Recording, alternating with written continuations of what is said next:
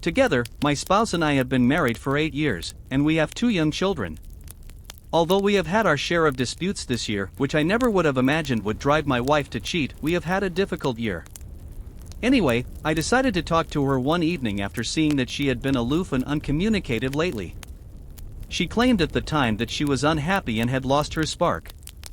I was really having a problem with being an inattentive husband, so at first I freaked out on myself. On the other hand, I noticed an odd and incredibly romantic message on her phone the following day. When I looked, I saw that my wife had been contacting a man for a while, exchanging I love you messages and making plans for their future together. Effing demolished. Anyway, I didn't confront it first, following the advice of the several discussions on this site. I honestly researched as much as I could, spoke with a few attorneys for assistance, one of whom is now on retainer, and tried to collect my thoughts. A few days ago, I quietly addressed my wife and inquired if she was having an affair. After a few minutes, she told me everything. After all this, she says it's the deepest emotional connection she has ever experienced, and it has been going on for 6 months. Total nonsense, but whatever. I gave her my list of boundaries: sever communication, get married counseling, etc., to put an end to it all. She became really irate about breaking up with him, especially after I told her to do it in front of me and even insisted on seeing him one last time for closure. I believe this to be the last nail in the coffin and an honest attempt to make amends. She backed down after I effing stood my ground and urged her to pack up and move in with him if he's that important, but not before calling me a controlling a-hole. Nevertheless, she showed me through a text message that she sent me this morning, but my spidey instinct seems to indicate that she may attempt using a different channel. I just wanted to be able to tell my kids in 20 years that I at least tried, even though I think there is no hope and I really don't want it at this point. Tomorrow is our marital therapy session, but I believe it would be best to file now to avoid wasting more time or suffering. I'm careful not to go too quickly because of my children, but is this the best course of action? Update: the last 2 weeks have been awful, to put it mildly, but they've allowed me to reflect and go inward. In response to the prior thread, the wife and I did attend some counseling following the original altercation. I can say that this specific counselor has been excellent at listening to us both without placing blame or anything of the sort, and she has also assisted us in adjusting to our new reality. She has also assisted in identifying some structural problems in our relationship, which, although in no way absolving my wife of her actions, is at least useful information to know so that we don't make the same mistakes in the future. My wife seemed to ignore my boundary to stop communicating with the affair partner at first, as the post also mentions, and I managed to see a few brief messages sent between them until she stopped using her phone and chat logs entirely. I filed after realizing that, and she was served a few days ago. We were very close, so I made the decision to have a heart-to-heart with my father-in-law in parallel. I felt that my wife wanted to ignore this, so I had to put our relationship before our support for our children. Needless to say, my wife was initially very upset and her fantasy was blown up. However, our therapist did discuss with her why I believed this was necessary, and I believe this is helping her to understand the consequences of her actions and that real things will be lost. I'm just going to be attempting to adjust to this new life and the drastic transformation of my identity from that of a spouse and father to something else going forward. Likewise with her. Since I filed, my wife has been incredibly emotional over the past 3 days. She was astonished when I told her right away. Sincerely, I believe she believed I would never be able to leave. I have maintained a distance between us, but I have noticed a positive shift in her. We have spoken more, maintained polite conversation, and centered our discussions around our common priorities: children, mostly. I've made it very obvious to her that she hurt me deeply and that in order for me to ever start the process of forgiveness, she needs to put in the effort to help get ready and allow me some time and space. I'll say it again, her acts are the most heinous, self-serving, and selfish thing you could do to someone. Nevertheless, I've never forgotten that we still have children to raise, and that will be my main priority as I figure out how to go on to the next stage of my own happiness. I wanted to express my gratitude to everyone for their prior wisdom and remarks. Sincerely, I'm proud of myself for having the fortitude to rise beyond feelings of resentment, self-loathing, or despair, and for having the wisdom to act honorably while looking ahead to a promising future. Though my emotions are always changing and I honestly don't know what to do next, I am beginning to sense some inner peace. Once again, thank you everybody. Thank you for joining us for the first time, Responsibly M7973. I'm incredibly proud of your advancements. Well, I'm not sure what dry pride is. You persevered and ran out of options. Yes, she was lost in the fog of the affair, but when she informed you he was the closest thing she had to a profound emotional connection, she not only crossed your boundaries, but also crushed your heart. All I can suggest is that you continue on this path, at least until your divorce. After that, if you decide it's the appropriate course of action and you want to make amends, then go ahead.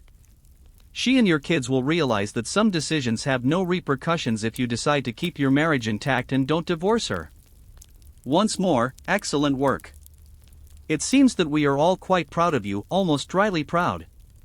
Junebug75 from Florida added the following: I recently read your initial post on this topic. Your circumstances and mine were nearly the same.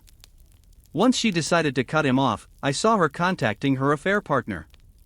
I blew up on the therapist and my ex after they both tried to corner me about cleaning and doing more of it when we went to couples therapy, and they tried to pull me into relationship analysis. That's when it dawned on me that therapists reduce accountability in order to avoid conflict. The counselor refused to talk to me about the continued text messages, so I had to push her to do it. We ended the counseling session since I was essentially conducting it myself. Anyway, once I made the decision to part ways with her, it was like a patient in the emergency room who had been shot in the chest.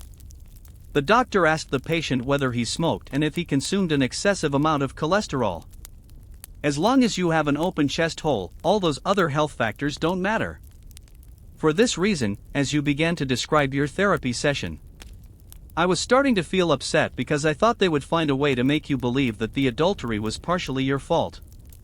My ex was astounded that I actually followed through on our breakup. In any case, I think you're doing the right thing and wish you luck. D-Reddit Avenger is the next person to leave a comment. OP, you are on the right track. However, I think that marriage counseling at this point is a mistake. In this situation, you can't work on a marriage without a framework of good faith. You need that as a solid foundation. It takes consistent effort for a wayward spouse to build that, and it's something that needs to be earned. It's just a waste of money to try to do that right after an affair, like putting up walls on a dirt slab. Do not underestimate the loss that will occur if you stay. This is never discussed, but it's a very real concern. I believe that one of the things that cheating takes away from you is your agency in life, which you reclaim when you file. Your future is no longer dictated by your cheating spouse who, through their actions, forced you to make decisions about your future without knowing all the facts. Filing instantly restores control, even if you end up staying together. It balances the scale to a more even level of control. She may come running back to you to save her, but honestly, this is more about her consequence and less about her love for you. Affairs have none of the cares of real life. It's very easy to have the best relationship of your life when the only time you spend together is taken up by only the fun stuff. There is also an artificial intensity that the forbidden nature of the relationship builds that will be gone now as well. Real life has already encroached on her la la land. Furthermore, I believe that the majority of wayward spouses confuse intense feelings for love. They believe that because their circumstances prevent them from being with their fair partner, their intense feelings represent a deep, unrequited love, but in reality, they are just lust. Then, when their marriage is about to collapse and they are going to lose their main source of fulfillment, they suddenly feel an intense desire to be with that person once more. However, this is also not love, it's desperation. The first thing you should evaluate is whether or not they even know how to love. Besides, in my opinion, their repentance is merely a prerequisite. What matters most when making a decision is how your life will be going ahead. Good luck, OP, keep being strong. It will help you in any future relationships and it will also help you heal more quickly. Gator Bro's parting words are very strong. You're doing this the right way and are doing the best for you and your family. The way you described your wayward spouse is absolutely correct, and her fantasy, unfortunately, didn't give any consideration to how her fantasy would affect them. Regardless of how you have handled things, I have no doubt that you will continue to stand up for yourself and your kids. Music, good on you for putting you and your kids first. OP infidelity is soul-crushing and devastating. You did all you could, and you took all the right steps, and you're absolutely right about her actions being the most selfish, self-centered, horrible thing you could do to a person. She had no right to do that to you. If she ever had an issue in the marriage, she should have been open and honest about how she was feeling. I think that's a huge killer for marriages: communication. Instead of doing all this behind your back and living a fantasy life, attempt to find love outside of a marriage. She should have done all that she could to salvage and repair the marriage that you two had. I think if people stuck around and actually tried to nourish what they had instead of looking elsewhere, a lot more relationships would last. The energy she was putting into someone else should have been put into seeing what the two of you could have done with your relationship. It sounds like counseling was a mostly positive experience for the both of you. In the end, it's too bad she didn't try that route when it wasn't too late. I'm so sorry that it all had to happen this way, but I know you're going to be just fine, and you're exactly where you're meant to be. If you could tell us in the comments section below, what would you say to OP? This OP about the pursuit of happiness is up next. I just wanted to get this off my chest. I recognized your voice. You asked if I had time to talk, and I thought to myself, I wasted 3 years talking in circles with you. I won't do you the kindness of helping you get closure. He called me today without using caller ID. Never knew that would avoid being blocked by someone cunning. Whose house did you walk to, crying in the rain after the 100th argument with your father? Who embarrassed you then? Who made you tea and listened to you vent? Who helped you process all of your turmoil towards your psycho ex? Who flew to Minnesota and drove 27 hours in a cramped Kia Soul across the country so that you could study for an exam? Who suffered through your effed up family just to ensure we could be happily married in the future? Who stayed up on countless nights to listen to you vent because you didn't have friends who gave a crap? Who went down on you every single time we had sex just to make sure you finished? Who made flashcards to help you study for Occam? Who did your Spanish homework for you? Who welcomed you into his family, let you live in his house for months during a pandemic, cooked for you every day, found you a therapist, taught you to drive again, spent little hours choosing thoughtful gifts, taxied you across town? Who cried with you, who laughed with you, who loved you? It wasn't him, it was me. And you let him in your apartment and screwed him in your bed because I was too depressed to let you leech off my energy for a few months. I'm angry because I've been thinking about you less and less, and now you're doing exactly what you hated your ex for doing, digging in and trying to maintain some sort of effing connection out of a selfish desire and stupendous cognitive dissonance that won't allow you to perceive yourself as a bad person. I told you not to call me again, and I hung up. You could never do it on your own, which is why our relationship sapped the life out of me. You've seen my generosity and my depth of compassion, and I know you yearn for it. You may even think that I could forgive you. But in our relationship, I've learned to be strong and unyielding. I've been through your trauma, despite my imperfections, and I won't taste it again. I write about you in my journal now, so I can resist the need to call you and let out the anger I so desperately want you to cower under. That's the difference between me and you. I pursue happiness, while you sink in self-pity. Edit. Hey everyone, I apologize for disappearing from this thread. Work has been extremely hectic lately. I will try to reply to every comment, but for now, I just wanted to say that the support and encouragement I received here earlier this week has really lifted my spirits. You are all amazing people. Our initial response to Ethan V is as follows: strong words, buddy. Stay on track. You're going to come out of this better than ever. Next comment by No Fear No There. I thought that was a nice door slam in the face. Just when you thought No Fear No There had nothing more to say, you realize that sometimes doing what is necessary does hurt, kind of like that medicine that tastes awful at first but helps you get better over time by curing your ailment and becoming a better person. Journaling is a beautiful and powerful way to process your feelings. OP studies have shown that journaling on a regular basis helps you redefine your sense of self and reduces feelings of loneliness and distress that arise from not being able to let go of thoughts and emotions that have built up during breakups. It's also a great way to practice letting go and releasing the thoughts and emotions that have built up during breakups.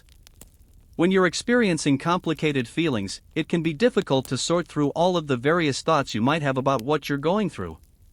By taking the time to journal, you are slowing down your thoughts and truly thinking slowly about various aspects of your current experiences. OP.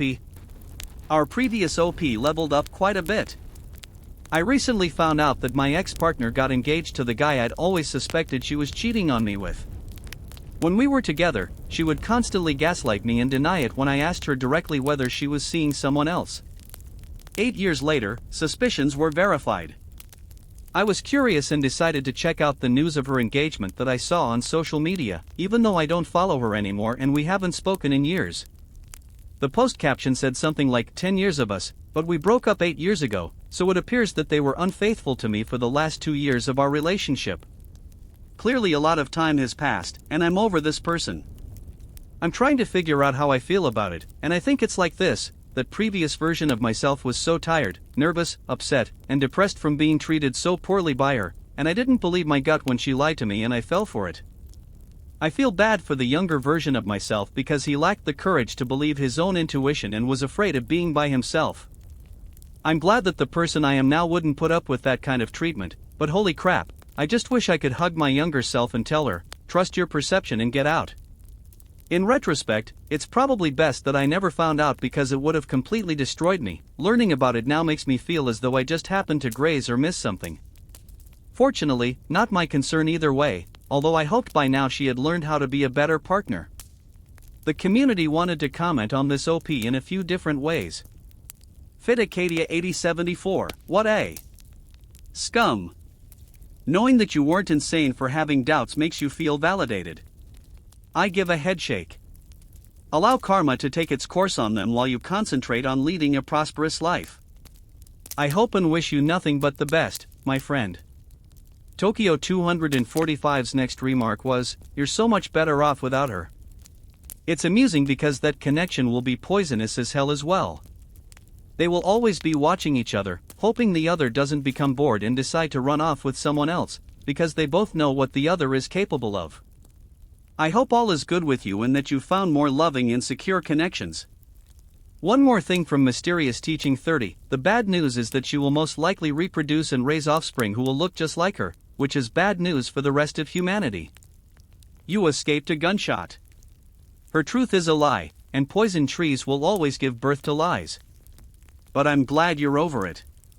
Take a look at how beautiful your life is despite how it ended and all that pain you went through. You should be so proud of yourself. Thank your younger self for having the courage that you did and for standing up and fighting the hurt and the pain. What an accomplishment. Thank you for joining us today. Wow, I'm so proud of you coming so far, OP. These feelings are all signs of growth. You've done a tremendous job at finding yourself and becoming the person you were meant to be.